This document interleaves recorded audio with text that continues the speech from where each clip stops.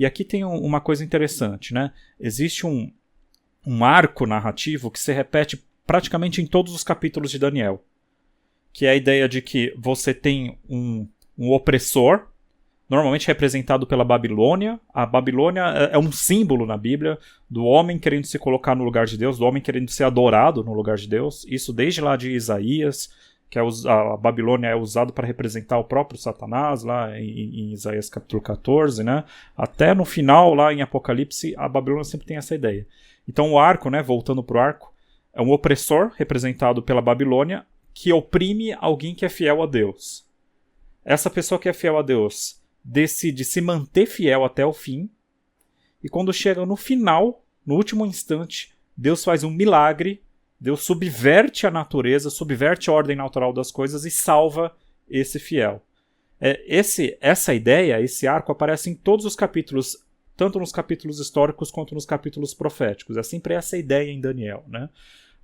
Conforme a gente vai vendo o livro, tenta lembrar disso que você vai ver que esse arco se repete. Então, a libertação, no final, ela é sempre sobrenatural. Daniel é um livro que, se você tira o sobrenatural, ele não faz nenhum sentido. É coisa de maluco. O sentido de Daniel é apontar para Deus. O nome Daniel significa Deus é meu juiz. A ideia é que Deus está julgando. A ideia de juiz aqui não é só a ideia de julgamento, mas também de livramento. Então, sempre o foco é Deus, é sempre Ele que livra, é sempre Ele que faz.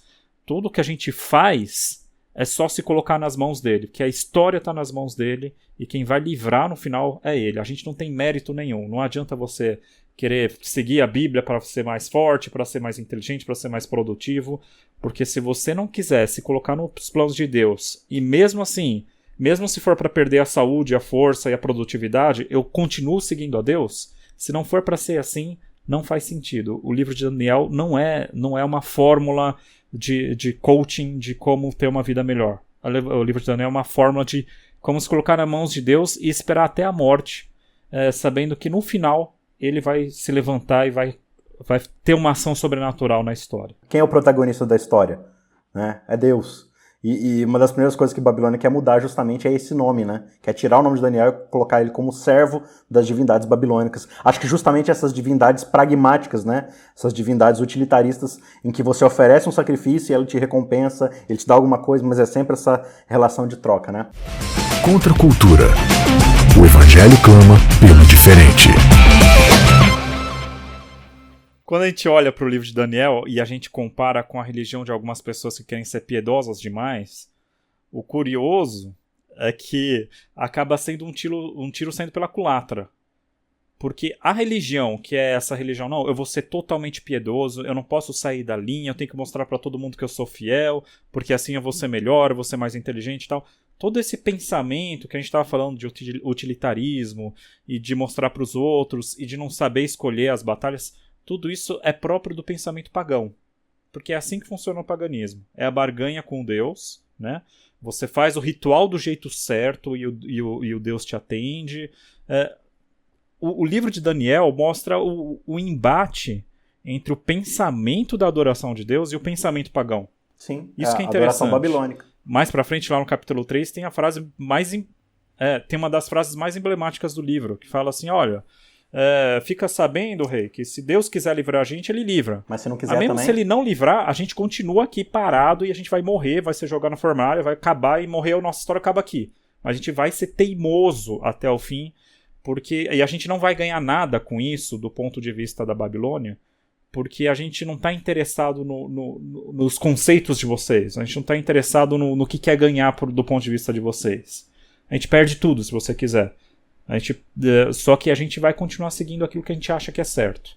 E não é para mostrar para os outros, e nem para convencer os outros, e nem para ficar pegando no pé dos outros, para eles fazerem também. A gente faz porque a gente acha que é certo e acabou. Esse é o pensamento do remanescente no livro de Daniel. Tanto que se você pegar o capítulo 6 lá, que é da Cova dos Leões, né? A gente vai exaltar muito essa coisa de que, não, se a gente for fiel a Deus, Deus vai nos livrar da morte no fim, né? Só que Deus tira Daniel da Cova dos Leões e no ano seguinte Daniel morre de velhice. Tipo, beleza, ganhou mais alguns meses de vida, parabéns. O problema ali não é esse, né? Não é essa grande questão ali. A grande questão é o que Deus está operando através da vida de Daniel, e isso fica muito claro em, como você falou, todos os capítulos, né? o tempo todo. Primeiro que Deus ele tá numa missão evangelística de salvar Nabucodonosor a todo custo, né? Quase faz a gente acreditar aí no calvinismo, né? Porque o empenho que Deus tem com Nabucodonosor é um negócio, assim, que, tipo, é um absurdo, beira o absurdo. Que é o maior vilão do livro, né? Que é o grande nome aí daquilo que é o povo de Deus de Gênesis e Apocalipse, né? Então, o cara que se transforma na própria besta, Deus transforma a besta de volta em ser humano, e aí essa besta fala, eu reconheço o Deus dos céus e tal. E o capítulo 4 talvez seja a maior campanha evangelística do Antigo Testamento, né? Eu acredito que Nabucodonosor, acho que ele alcançou mais pessoas com a pregação de quem é Deus do que Israel em toda a sua história centenária. E essa questão aí da mentalidade que o pessoal tinha, de que o Deus mais forte era aquele que subjugava as nações e tal. E aí, de repente, você tem um Deus que é tão forte que ele perde quando ele quer perder, né? E ele perde vencendo. Isso não cabia na mentalidade babilônica, né? Não cabia você falar de um Deus que perde. E aí, isso aí, muitas vezes eles pensavam assim, né? Esse Deus aqui não merece ser seguido porque ele perde. E aí, o Deus que chama você para perder, como é que pode um Deus desse merecer ser seguido? Até hoje na cultura a gente tem essa questão, né? Deus me chama para perder algumas coisas, para eu abrir mão de algumas coisas. Às vezes eu vou abrir mão de uma comida gostosa, porque aquilo ali eu vou me contaminar, né? Na minha forma de culto, de cultuar a Deus. Abrir mão da minha sexualidade, às vezes, de certos prazeres, que, assim, pro mundo vai ser absurdo. E aí tem a frase de C.S. Lewis que ele diz assim, que a gente tem que deixar espaço pro absurdo na fé cristã. Se você sempre, quando fala com alguém que não é cristão, e a pessoa concorda com tudo, rapaz, muito bom isso aí que você falou, sempre, sempre, sempre, e ela nunca para de dizer assim, cara, isso é completamente absurdo que você está falando. Assim, é porque de fato, a gente não tá. Falta alguma coisa na nossa pregação, porque sempre vai ter o absurdo. E o Deus que nos chama para perder, essas coisas aí, não cabe na mentalidade babilônica. É engraçado, a gente estava falando de que a gente que acha que vai dar tudo certo no final, o livro de Daniel já começa com a derrota já. Começa com a pior derrota. A cidade foi destruída, todo mundo... Aliás, a cidade é destruída um pouco depois, mas todo mundo é levado cativo. Só sobra os mendigos, né? O templo sagrado de Israel, o lugar onde todo mundo achava que é inalcançável, que Deus mora ali. Um povo pagão entra lá dentro, rouba as coisas e profana o templo. Então, começa perdendo. Isso que é interessante. Você pode até ganhar no final, mas você tem que começar perdendo. Que é o livro de Daniel. Você começa indo pro exílio. Aí depois talvez você ganhe alguma coisa, mas começa indo pro exílio, começa perdendo tudo. E é interessante que eu acho interessante o final do capítulo, né? Que ele já meio que fecha o ciclo ali, porque ele começa o primeiro verso falando assim, Nabucodonosor chegou e destruiu tudo. E aí ele termina o capítulo falando assim, e Daniel ficou lá até que chegou o Messias, Ciro. Então ele já dá o spoiler ali, né? Ele termina o capítulo 1... Spoiler total. Ele termina o capítulo 1 já fechando toda a história do Antigo Testamento, praticamente. Pra falar assim, a história tá começando aqui com tudo dando errado, tá? Mas ela vai... Só vou adiantar aqui pra vocês que Deus vai enviar Ciro, o Messias, o escolhido, ele vai livrar todo mundo e a gente vai voltar pra Jerusalém, tá? Então, assim, só pra dizer que Deus tá na história, beleza? Ficou claro? Ok, vamos voltar pra história agora. O livro de Daniel tem muito isso, né? O pessoal fica tentando adivinhar as profecias, saber o que vai acontecer e tal. Mas esse não é o ponto do livro, você saber o futuro. O ponto do livro é quando acontece alguma coisa, você vai lá, consulta o livro e fala, Deus está no controle, não saiu do controle. Porque parece que é o caos. Parece que deu tudo errado, parece que Deus perdeu o controle total das coisas. E depois vai mostrando, não, parece que está um caos, mas isso não é o caos. Deus está controlando, né? Eu sempre conto a história de um amigo meu, que ele não... ele saiu da igreja, né? Lá nos anos 80, ele falou, não é possível que as profecias vão se cumprir do jeito que as pessoas falam, porque vendo aquela interpretação tradicional adventista, né? Olha aí o tamanho dessa União Soviética, até parece que isso daí não vai desaparecer de uma hora para outra, como isso vai acontecer? E aí realmente desapareceu de uma hora para outra praticamente, e no dia seguinte ele estava na igreja. E ele falou, olha... a ideia não é prever o futuro. A ideia é quando acontece aquilo que está previsto, você saber que está de acordo com os planos. Não saiu dos planos. Pode parecer um caos, mas o plano está sendo cumprido. Deus ainda está controlando. Pra gente que tá lendo, não aparece. Só fala que ele viveu até o reinado de Ciro. Só que para os hebreus que estavam lendo ali, naquele momento, eles já sabiam quem era Ciro, né? Aí, tipo, dava aquela pitadinha assim, opa, mas, né? Cenas dos próximos capítulos, né? Então, assim, para eles terminava ali aquela parte com a esperança, né? De que haveria redenção para Israel, porque Ciro foi quem Deus usou para libertar Israel e tal, né? Não, eu lembro daquela historinha do menino que tava lendo a revista em quadrinho, né? Do herói e do bandido. Aí ele tá vendo o herói apanhando, aí ele fica injuriado, vai pra última página e ele vê o herói, tipo, vencendo o bandido, né? Aí ele volta lá pro comecinho da história, vê o herói apanhando e o bandido vencendo, aí ele fala com o bandido, né? Se você soubesse o final da história, né? Se você soubesse o que eu sei, você não estaria feliz agora, né? Tipo... E assim, essa questão das calamidades, né? De perder e tal, a gente muitas vezes fica assim, né? Pega a gente de surpresa, como se não fosse ter calamidades na vida. Então, assim, a gente não está lendo nossa Bíblia, né? Porque na Bíblia, na história do povo de Israel, na história de homens e mulheres de Deus, tem calamidades e tem sofrimento. Você tem lá os salmos, o salmista dizendo, olha, por que isso acontece com as pessoas? Por que o ímpio prospera? Por que tem tudo isso? Aí a gente vê as pessoas hoje com as mesmas indagações. Ah, mas por que isso acontece? Porque não deveria ser novidade pra gente. Se a gente está em contato com a palavra de Deus, tá ali sempre falando, olha, essas indagações que você está fazendo aqui, que você se acha muito sábio porque você está questionando, os salmistas já questionaram muito tempo antes de você, já está mostrado na Bíblia que as pessoas iriam passar por dificuldades e tudo. Então, assim, é claro que você se pergunta, né, mas por que isso está acontecendo e tal? É até normal você ficar, né, com essas indagações, mas até certo ponto, né, porque a calamidade acontecia e Deus continuava soberano.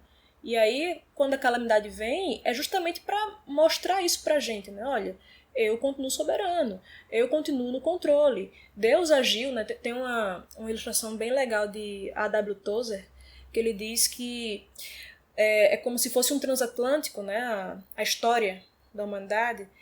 E as pessoas podem ali se movimentar no transatlântico, podem ir para lá e para cá, pular, subir, descer, mas o transatlântico continua seguindo o curso da história de Deus, né? Você não tem para onde correr nisso. Você pode agir, mas até certo ponto. Deus continua soberano em tudo, né? Agora tem um outro lance aqui que eu posso estar viajando demais também, mas eu acho um paralelo bem interessante na narrativa, né?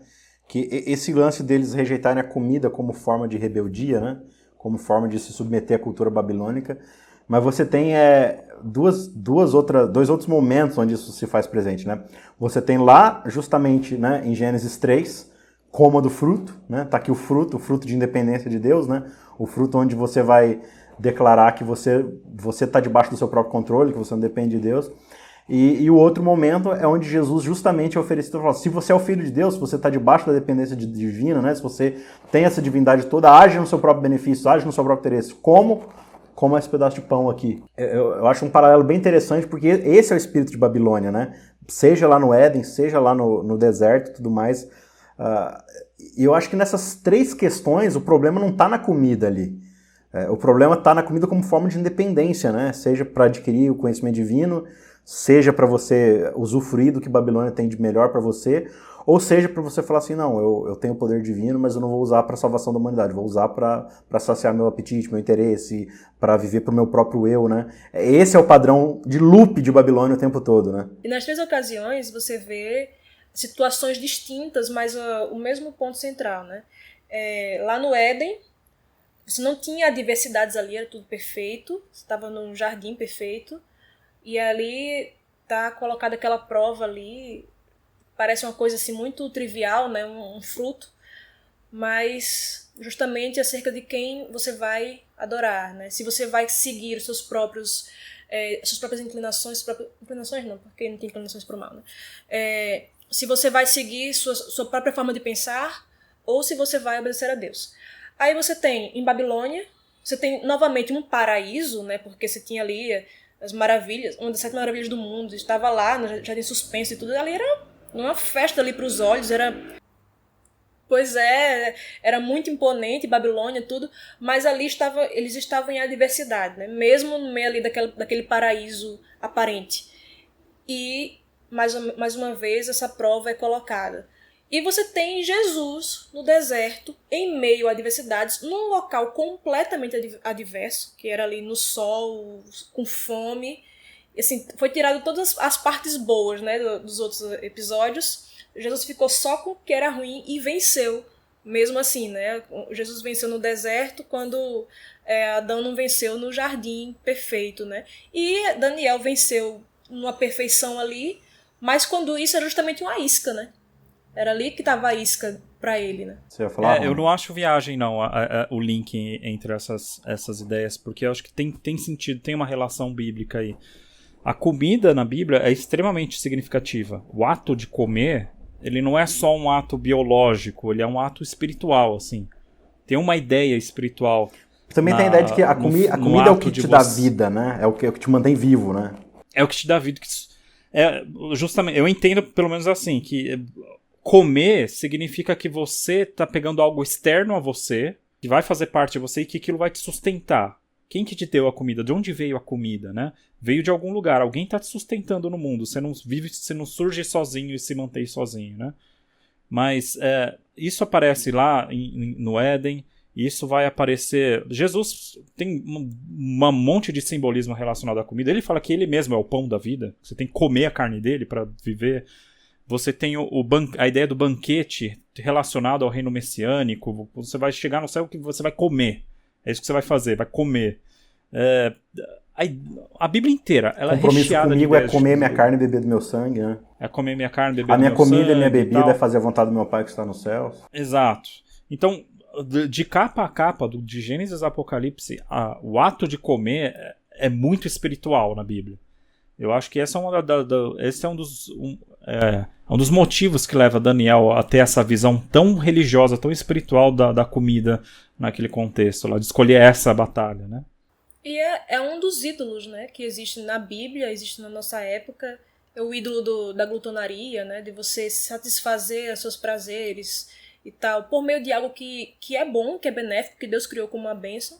Aí você transforma numa maldição, em bulimia e uma série de doenças que advêm justamente dessa idolatria com relação ao alimento, né? Ou seja, é como Calvin disse, né? O coração humano é uma fábrica de ídolos. Uma bênção que Deus dá e a gente perverte, né? Você vê que não é uma coisa assim tão simples, né? Porque isso aqui não é espiritual, porque espiritual é o que eu faço na igreja. Sim, lá no templo o sacerdote comia, né? As pessoas comiam ali. Então você vê que está ali tudo interligado. Os aspectos físicos, mentais, espirituais do ser humano, né? Que na visão hebraica era um todo indivisível, é um todo indivisível mesmo. Tanto é que você pode transformar isso num Deus na sua vida. As reuniões religiosas na Bíblia têm comida, né? Desde Abraão encontrando Melquisedeque lá atrás e dividindo o pão e o vinho com ele, até o partir do pão lá do Novo Testamento. Quando você se reúne em uma conotação religiosa, envolve comida também. Que fome. Eu tô ficando com fome também. Mas eu acho engraçado isso, que a Vanéia já falou, né? Como a gente deturpa as coisas. Uma coisa que deveria ser uma celebração da vida e do Criador da vida, na verdade, toda alimentação deveria ser uma celebração da vida e do Criador da vida. Um reconhecimento de Deus. Toda alimentação deveria ser um culto, na verdade, né? Além dos cultos terem elementos de comida, como a gente está falando, mas a próprio ato de sentar e comer deveria ser uma forma de cultuar a Deus. E acho que por isso que Levítico 11 já determina ali o que você come e o que não come, para você colocar na sua comida um elemento de reconhecimento de Deus. E a gente consegue transformar esse ato que tem uma ideia tão pura, tão boa, tão bacana, e a gente transforma isso no contrário, uma coisa que faz mal, que leva à morte, uma forma de desprezar aquele que criou, que te sustenta, que te dá as coisas, e acaba destruindo o seu próprio corpo, acaba sendo um ato de egoísmo, um ato de puro... você só pensa no seu prazer, não pensa em mais nada e tal. É curioso como a gente tem a capacidade de pegar uma coisa tão legal, com um simbolismo tão forte, tão boa, e transformar numa coisa ruim. Saciar a fome do outro, né? Inclusive a importância que a Bíblia dá a isso, né? E tudo. Sim, Agora, a ideia de jejum na Bíblia está ligada a tudo isso daí também. Lembrar que às vezes os outros não têm. Você reconhecer que se Deus não te dá, você tá morto. Tipo, tudo isso está envolvido também. Só um último ponto aqui também que eu lembrei que a gente estava conversando, né, antes da gravação do Sermão do Monte, né? A ideia de que o paganismo, segundo Cristo, está associado com quem se preocupa com o que vai comer e vestir, né? Uhum, sim. O que Jesus chama de pagão é quem se preocupa de mundano, quem se preocupa com a comida.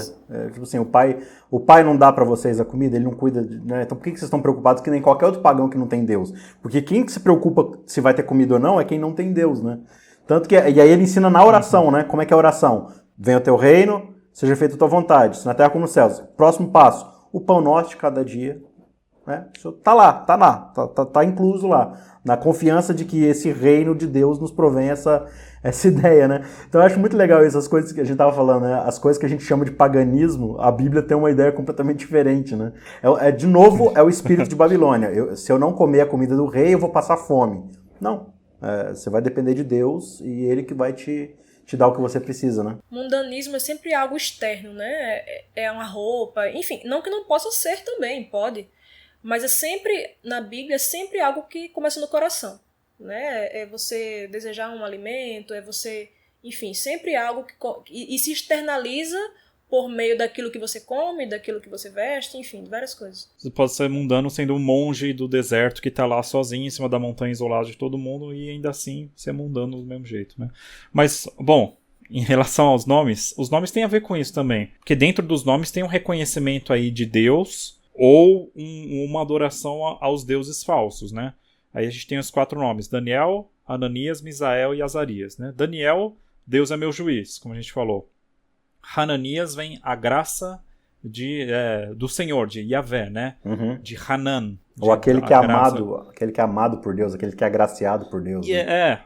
Essa palavra Hanan, ela tem várias conotações. É de onde vem a palavra João também, Yohanan.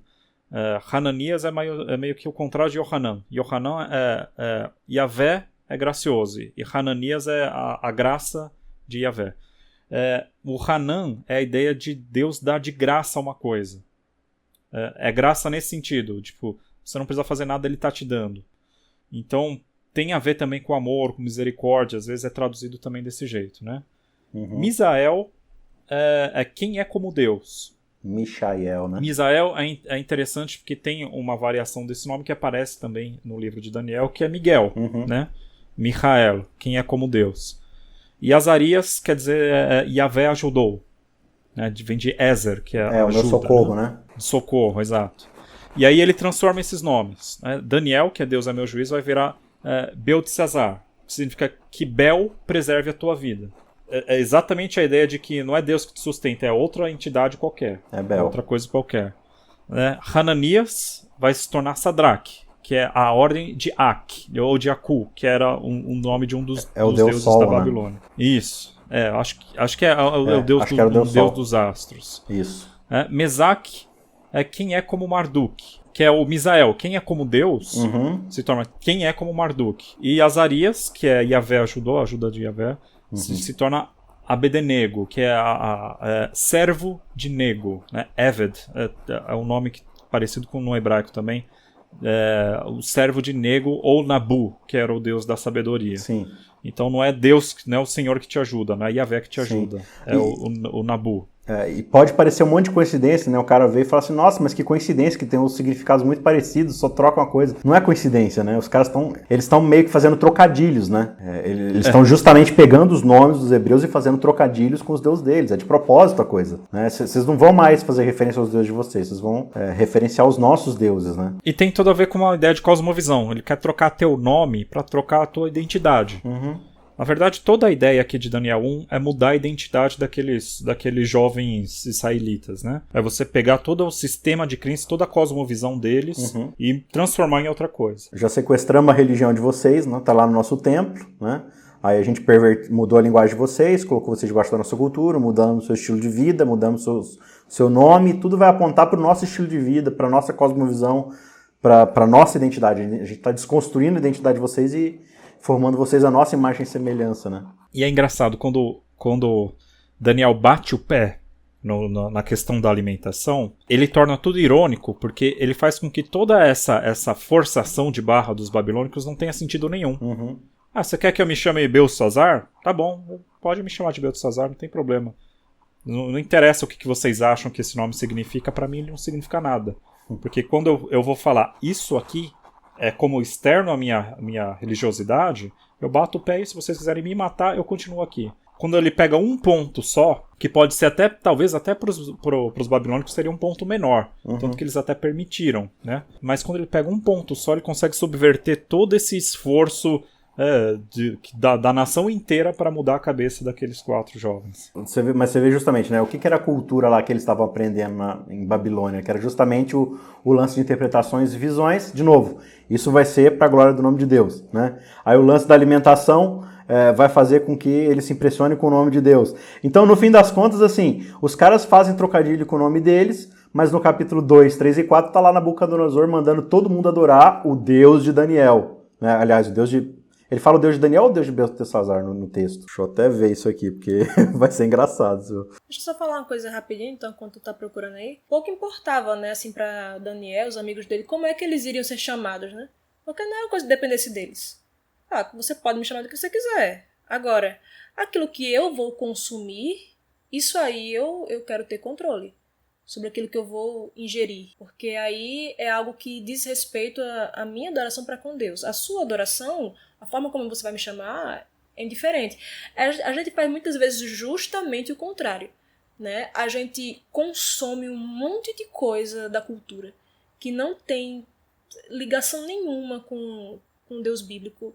Não no sentido simplesmente... Porque Daniel também, ele estudou várias coisas, ele conheceu várias coisas, mas não se contaminou com isso. Mas a gente assimila a forma de pensar pagã, né, dessa questão do pragmatismo mesmo, de várias coisas. Assimila a forma de pensar deles, mas se eles fazem alguma coisa...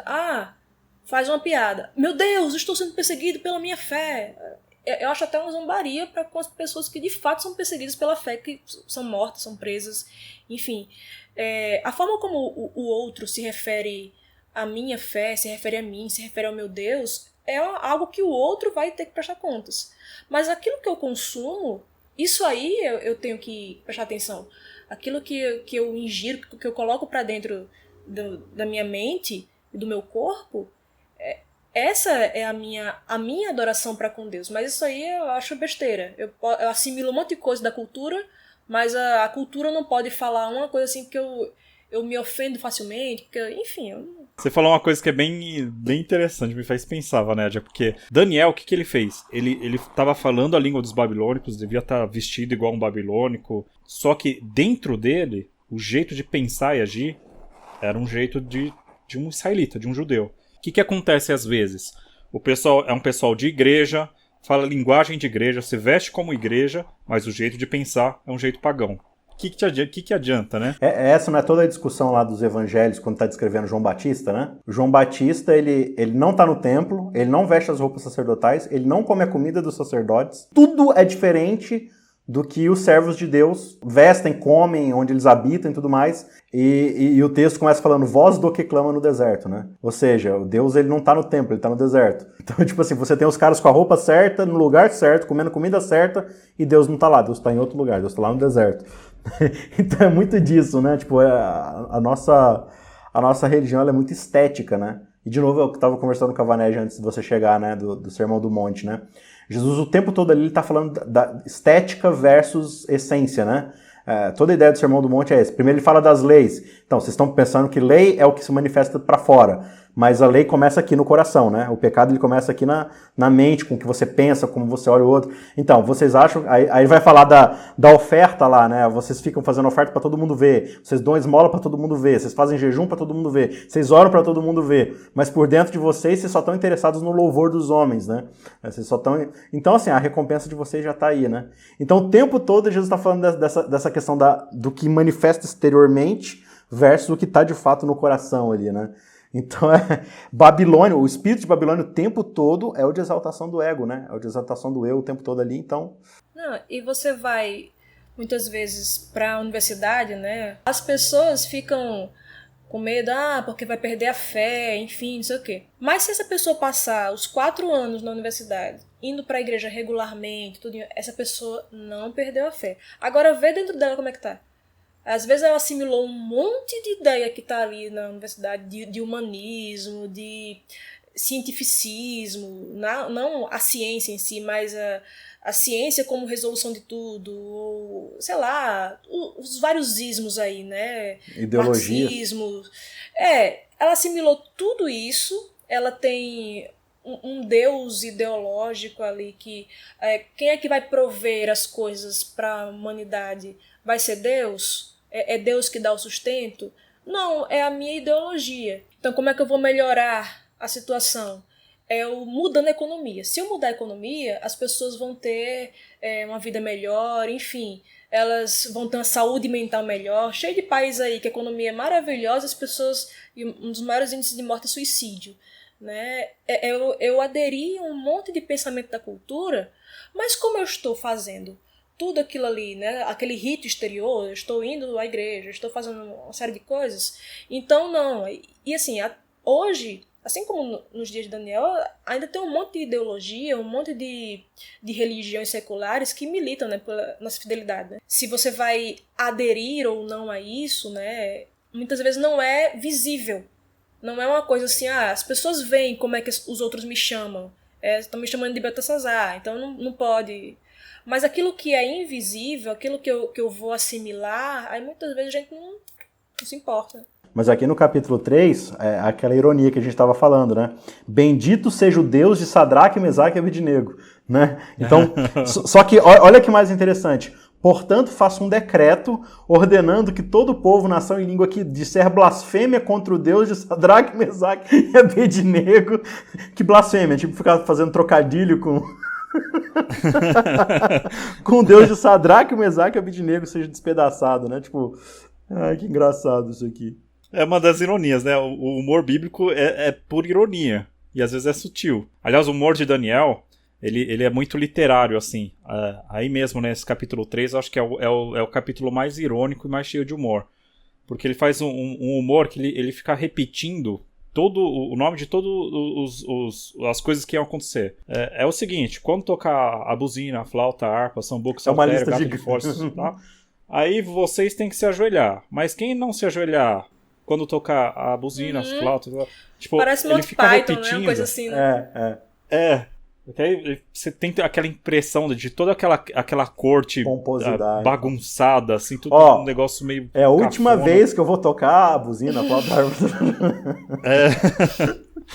Aí faz toda aquela pompa, aí todo mundo se ajoelha e tá lá os três, nem aí pra harpa, pra buzina, pra não sei o que, pra tudo isso aí que vocês estão chamando de importante, né? Mas tem um quê de humor, né, nesse embate entre a ideia de deuses que acontecem justamente em relação a nomes na Bíblia. Então é muito comum, virou uma tradição entre os judeus, você pegar nomes de entidades e fazer um trocadilho para tirar um sarro. Então, por exemplo, tinha Baal, ele era adorado com nomes diferentes em lugares diferentes, né? Então tinha um dos lugares que era o Baal Zebut, que era o Baal significa o Senhor, né? Seria o Senhor Supremo. E aí eles mudaram o nome para Baal Zebub, que significa o Senhor das Moscas. Quer dizer, o Senhor de coisa nenhuma. E na Bíblia ficou registrado como Baal Zebub, o nome dele. É o nome de zoeira do Baal, entendeu? Olha que Bíblia marota, cara. Tem uns negócios que eu pensei em falar com relação a mudança de nome e identidade, né? Com as questões identitárias que existem hoje, né? Tudo agora são tribos identitárias, né? A ideia hoje é você faz parte do seu... tribo ideológica. Da sua tribo, né? A sua pessoa desaparece ali no meio. Você se torna o que é a tribo. Tipo gado? Perdi 1.500 inscritos agora. E é engraçado que nesse pensamento bíblico não é assim, nem em relação ao próprio povo de Israel. Porque teria muita gente de Israel que escolheria talvez uma outra briga, se estivesse no lugar de Daniel. A coisa é muito pessoal para Daniel. Daniel age de um jeito que para ele faz sentido. E ele não faz questão de estar junto de todo mundo necessariamente. Ele tem que saber o que ele entende sobre as coisas. E não seguir, é assim que o israelita pensa, eu vou seguir desse jeito. Não, ele faz a interpretação dele do que é aquilo. E ele coloca um significado dele para as coisas. E aí ele tem uma religião genuína. Aí ele consegue brigar pelas coisas de verdade, porque ele não está brigando por uma questão abstrata e coletiva. Ele está brigando por algo que pessoalmente é importante para ele, entendeu? Poderia ter a ver assim com isso que você falou, né? De ele fazer uma interpretação, às vezes não pensar o que é importante para um judeu, mas o que é que eu estou interpretando aqui. Tipo, essa questão aí do Porta dos Fundos, né? O pessoal dizendo que tem que boicotar, que tem que cancelar a assinatura do Netflix por conta disso. Eu, particularmente, não pretendo cancelar minha assinatura, até porque senão se fosse cancelar tudo que denigre a imagem de Cristo e tal... Não pode falar denigre. Sair do mundo. Também não pode falar a palavra denigre. Mas, assim, a questão é que eu acho que há um espaço de divergência para isso. Assim, às vezes a pessoa entende que ela, para exercer a fé dela, ela tem que cancelar a assinatura do Netflix. E eu não acho que eu tenho que brigar com ela porque... não cancela não, isso é bobagem e tal. Mas às vezes o exercício da fé dela vai requerer que ela realmente desfaça a assinatura do Netflix. Eu acho que você vai dar muito mais visibilidade pros caras fazendo isso. Mas enfim, se a pessoa acha isso importante, se ela acha que a fé dela vai ser melhor vivenciada, se ela se abster disso e fizer boicote, abaixo-assinado e tal, faz, assim, entendeu? Não é uma coisa que a gente vai brigar por isso. Eu acho muito engraçada a nossa percepção das coisas, que estava no que a gente estava discutindo durante todo o episódio, dessa coisa das brigas que a gente escolhe, né? Tudo é uma questão da visão cristã que você tem. De novo, isso aqui não é cristão, isso aqui é secular, então não tem nada a ver, né? Gente, Porta dos Fundos sempre fez piada de baixaria, de putaria, de sexualidade infame. Sempre valores que sempre foram opostos aos valores cristãos. Toma piroca, toma não sei o que lá, aquela coisa lá. Sempre. Mas agora que falou de cristão, de Jesus Cristo, da religião, agora que citou nominalmente, agora virou um grande problema. É tipo a pessoa que acha que o problema é você colocar algo em cima da Bíblia, né? Mas você menosprezar as palavras bíblicas, você não dá a devida reverência no sentido da sua vida, de obedecer à Bíblia, aí dane-se, mas assim, se eu colocar o celular em cima da Bíblia, eu já tô, né, destruindo a Bíblia. É um respeito inútil, né? É um respeito que não leva a pessoa a mudança de vida, nada. É só um respeito que ela tem, porque não pode falar, porque isso aqui é sagrado. Porque a santidade está no invólucro, né? É o que a gente tá falando de paganismo, de novo, né? A ideia lá do terceiro mandamento. É um amuleto. Né? Eu sou cristão, me chamo cristão, me identifico como cristão, trato meu chefe mal, meu empregado mal, sou desonesto, boicoto, faço um monte de coisa errada, mas se você falar perto de mim, meu Deus do céu, nossa, você quebrou o mandamento agora. Né? Eu que estou carregando o nome de Deus. Falou nossa, já tem um problema, né? Nossa senhora, que problema. Vocês são muito polêmicos, parei. Contra a cultura. O Evangelho clama pelo diferente.